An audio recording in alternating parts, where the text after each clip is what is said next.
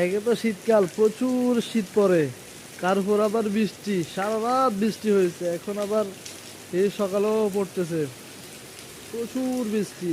শীতকাল সব মিলে সাইপ্রাস মনে হয় আজকে তলিয়ে যাবে, কারণ সাইপ্রাসে পানি যাওয়ার কোনো ব্যবস্থা নেই, কোনো ড্রেন নেই। আমাদের দেশে যেমন ড্রেনের ব্যবস্থা আছে, বৃষ্টি বন্ধ হলে ড্রেন দিয়ে চলে যায়, কিন্তু এখানে এই বৃষ্টি বৃষ্টি হলে একটানা যদি বৃষ্টি হয়, পানি যাওয়ার কোনো ব্যবস্থা নাই।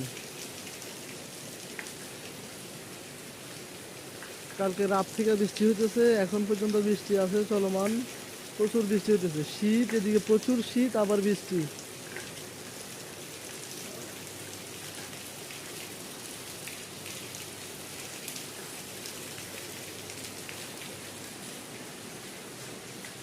সময় তো বেশি বাজে না, এখন সকালবেলা বাজে 7টা 5।